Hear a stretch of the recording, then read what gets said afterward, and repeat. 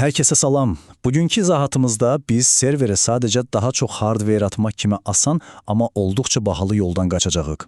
Bunun əvəzinə tamamilə mövcud resurslarımızdan maksimum yararlanmağa, yəni sorularımızın incə tənzimlənməsinə fokuslanacağıq. Bilirsiniz, verilənlər bazasını optimallaşdırarkən bir qızıl qayda var. Qısaca desək, carefully consider creation of indexes to minimize index on data scanning. Məhz buna görə də bugün məlumatların tək-tək, yorucu şəkildə skan edilməsinin sistemimizə necə ağır yük saldığını və ən əsası bundan necə qaça biləcəyimizi detallı şəkildə incələyəcəyik.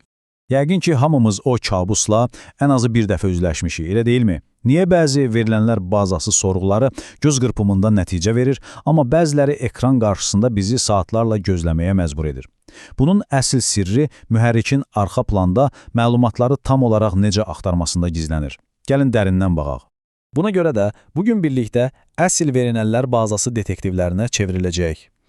Plana qısaca nəzər salsaq, əvvəlcə Scans və CX arasındakı fərqlərə baxacaq, sonra indekslərin necə işlədiyini, klasterləşdirilmiş və klasterləşdirilməmiş növlərini araşdıracaq, ardınca indekslərin o qorxunc gizli xərclərini üzə çıxarıb, sonda mükəmməl indeks dizaynını kəşf edəcək.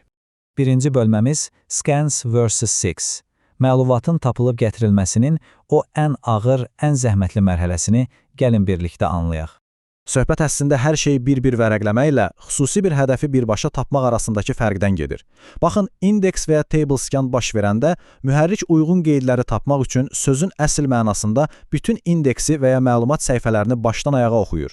Təsəvvür edin ki, qalın bir lüğətdə bir sözü hər səhifəyə tək-tək baxaraq axtarırsınız. Çox yorucudur, düzdür? CX isə tamamilə başqa bir səviyyədir. O, indeksdən istifadə edərək lazım olan qeydləri düz mərkəzdən, sanki bir lazerlə nişan alırmış kimi dəqiq tapır. Bunu praktikada anlamaq üçün customers, yəni müştərilər cədvəlinin necə davrandığına baxaq. O tam bir xamelyon kimidir. Nə axtardığımızdan asılı olaraq tamam fərqli cür reaksiya verir. Əgər unikal olan birinci müştərinin primary keyini axtarırıqsa, əla, mühərrik dərhal seek edir və cədvələ baxır. Amma sadəcə 25-ci müştərinin nömrəsini istəsək, heç cədvələ də daxil olmur. Çünki ehtiyac duyduğumuz hər şey artıq indeksdə var. Bəs xüsusi bir ştatı axtarsaq necə? Onda indeks olsa da unikal olmadığı üçün bütün indeksi skan etməyə məcburuq. Və ən pisi, heç bir indeksin olmadığı bir arazi kodunu axtarmaqdır. Bu zaman mühərrik əllərini daldırır və full table skan edərək bütün cədvəli əziyyətlə başdan ayağa oxumağa başlayır. Beləliklə, axtarış metodları ən sürətlidən ən yavaşa doğru pillə-pillə sıralanır.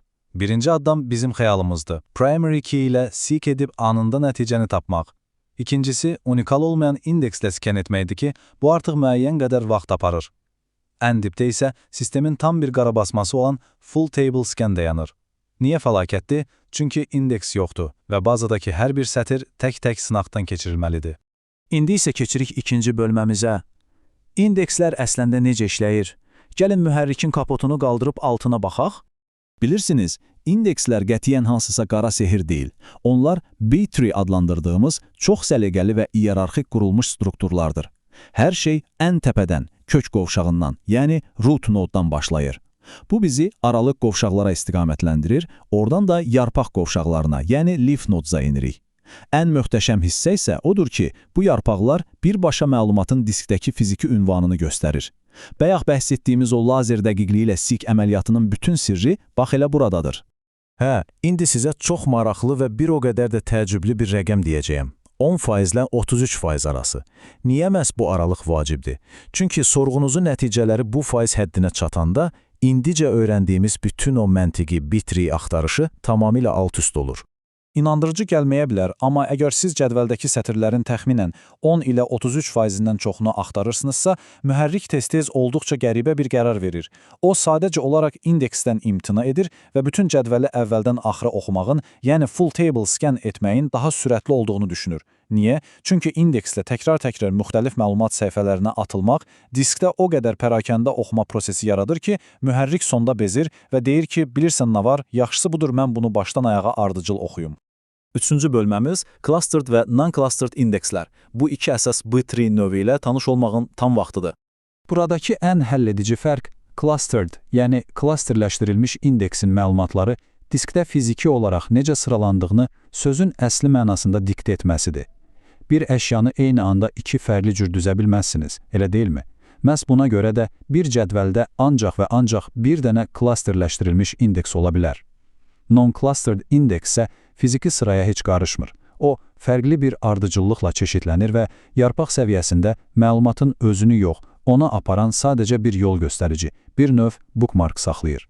Dördüncü hissə indekslərin gizli xərcləri. İndi isə gəldik məsələnin ən həssas nöqtəsinə. Niyə daha çox indeks qurmaq heç də həmişə daha yaxşı nəticə demək deyil?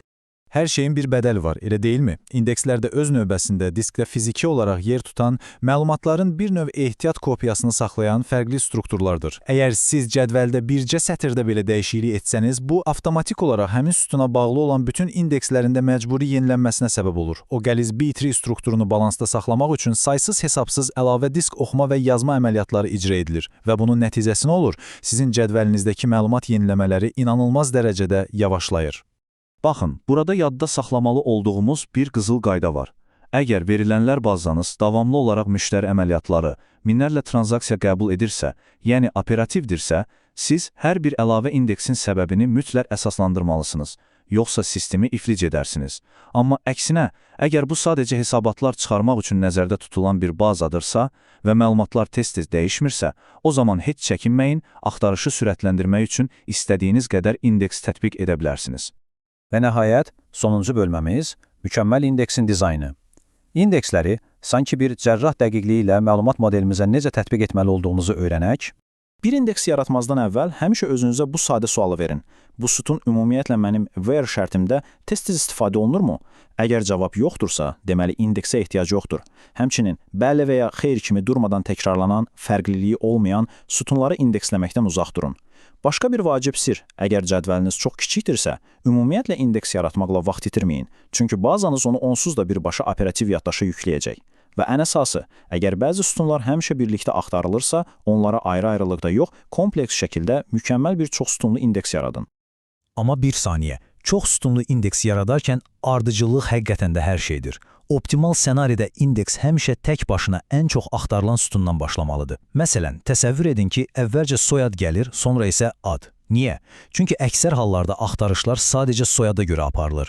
Digər suboptimal ssenaridə isə birinci adı qoysanız və istifadəçilər ancaq soyadla axtarış etsələr, B-tree strukturunun xüsusiyyətinə görə mühərrik o indeksdən tam mənasında istifadə edə bilməyəcək. Və bəli, təxmin etdiyiniz kimi, yenə o bezdirici scanning prosesinə qayıtman olacaq. Beləliklə, layihələrinizə və sxemlərinizə qayıtdığınız zaman başda dediyimiz o ifadəni heç vaxt unutmayın. Carefully consider creation of indexes to minimize index and data scanning. Bu sadəcə quru bir qayda deyil, sisteminizin yaşamaq qabiliyyətidir. Hər bir əlavə etdiyiniz indeks axtarışı inanılmaz sürətləndirə bilər, amma eyni zamanda yenilənmələri də yavaşladır. Bu təhlilimizi bitirərkən sizi belə bir önəmli sualla baş-başa buraxıram. Sizin bazanızdakı o saysız-hesabsız indekslər həqiqətən də axtarışlarınızı sürətləndirir, yoxsa arxa planda sadəcə məlumat yenilənmələrini yavaşladaraq sizə mane olur? Tənzimləmələrinizdə diqqətli olun və kodlarınızı hər zaman optimal saxlayın. İzlədiyiniz üçün təşəkkürlər.